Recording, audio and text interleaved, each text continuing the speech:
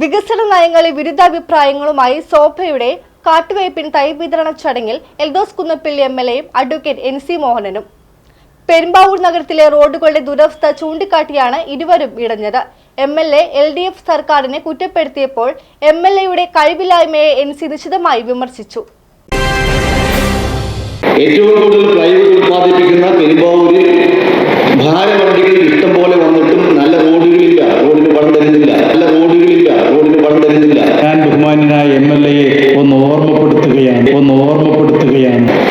പെരുമ്പാവൂരിൽ നല്ല റോഡുകളുണ്ടോ എന്ന ആകാശത്തേക്ക് ചോദ്യം ഉന്നയിച്ചിട്ട് കാര്യമില്ല. ആരാണ് ഇത് കണ്ടെത്തി ഉണ്ടാക്കി നാടിന് സമർപ്പിക്കേണ്ടത്? പണം അനുവദിക്കേണ്ട ഗവൺമെന്റ് പണം തരണം. ആരാണ് ഇത് കണ്ടെത്തി ഉണ്ടാക്കി നാടിന് സമർപ്പിക്കേണ്ടത്? നമ്മളൊക്കെ തന്നെയല്ലേ? ഓർമ്മകൾ ഉണ്ടായിരിക്കണം എന്നാണ് ചരിത്രത്തിൽ നമ്മളൊക്കെ ആദ്യം പഠിക്കുന്ന പാഠം. പ്ലൈവുഡ് വ്യവസായികളുടെ സംഘടനയായ സോപ്മയുടെ നേതൃത്വത്തിൽ വ്യാഴാഴ്ച കാട്ടുവേപ്പിൻ തൈകളുടെ വിതരണം സംഘടിപ്പിച്ചിരുന്നു. മൂല്യവർദ്ധിത ഉൽപ്പന്നങ്ങളുടെ നിർമ്മിതിയിൽ ആവശ്യമായ ഗുണമേന്മയുള്ള അസംസ്കൃത വസ്തുക്കൾ പരിചയപ്പെടുത്തുക എന്ന ലക്ഷ്യത്തോടെയായിരുന്നു തൈ വിതരണം. എൽദോസ് കുന്നപ്പിള്ളി MLA ആയിരുന്നു ഉദ്ഘാടകൻ. തന്റെ പ്രഭാഷണത്തിൽ ഏറ്റവും കൂടുതൽ പ്ലൈവുഡ് ഉൽപ്പാദിപ്പിക്കുന്ന പെരുമ്പാവൂരിൽ നല്ല റോഡുകൾ ഉണ്ടോ എന്ന ചോദ്യം അദ്ദേഹം മുന്നോട്ട് വെച്ചു. മരവ്യവസായ സ്ഥാപനങ്ങളിലേക്ക് എത്തുന്ന ഭാരവണ്ടികൾക്ക് കടന്നുപോകാൻ അനുയോജ്യമായ റോഡുകളുടെ അപര്യാപ്തത MLA എടുത്തു പറഞ്ഞു. റോഡുകളുടെ വികസനത്തിന് പണം അനുവദിക്കേണ്ട ഇടത് സർക്കാർ പെരുമ്പാവൂരിനെ തീർത്തും അവഗണിക്കുകയാണ് എന്ന് അദ്ദേഹം കുറ്റപ്പെടുത്തി. ഏറ്റവും കൂടുതൽ പ്ലൈവുഡ് ഉത്പാദിപ്പിക്കുന്ന പെരുമ്പാവൂരിൽ ഭാരവണ്ടികൾ ഇഷ്ടം പോലെ വന്നിട്ടും നല്ല റോഡുകളില്ല, റോഡിന് പണം തരുന്നില്ല. ഏറ്റവും കൂടുതൽ GST അടയ്ക്കുന്നത് നമ്മൾ പെരുമ്പാവൂരാണ്. നമുക്ക് നല്ല റോഡുകൾക്ക് പണം അനുവദിക്കുന്നില്ല. പണം അനുവദിക്കേണ്ട ഗവൺമെന്റ് പണം തരണം.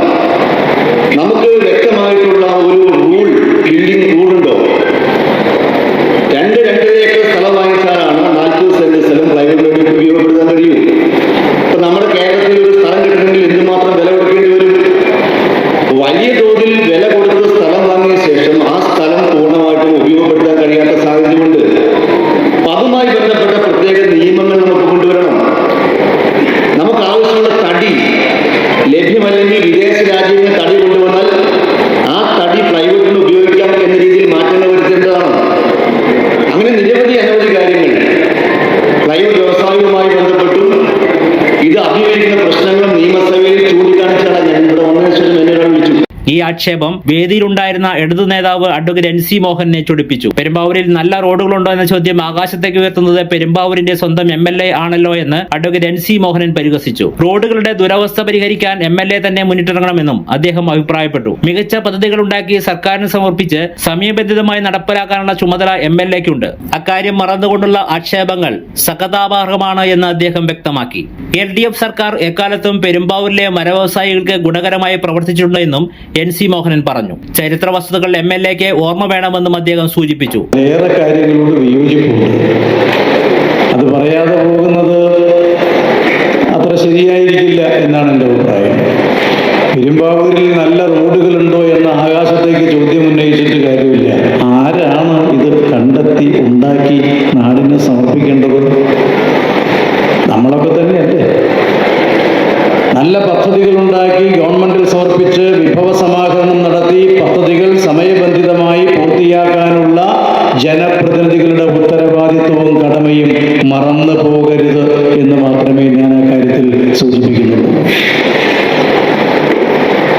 LDFന്റെ ഗവൺമെന്റ് കേരളത്തിൽ അധികാരത്തിലുണ്ടായിരുന്ന സന്ദർഭത്തിലും ഇപ്പോൾ അധികാരത്തിലിരിക്കുന്ന സന്ദർഭത്തിലും പെരുമ്പാവൂരിലെ പ്ലൈവുഡ് വ്യവസായത്തെ, അതിൻ്റെ പൈതൃക സ്വത്തായ മരവ്യവസായത്തെ സംരക്ഷിക്കാൻ ആകുന്ന വിധത്തിലുള്ള പരിശ്രമങ്ങളെല്ലാം നിങ്ങളുടെ കൂടി അഭിപ്രായങ്ങൾ പരിഗണിച്ചുകൊണ്ട് നിർവഹിച്ചിട്ടുണ്ട്.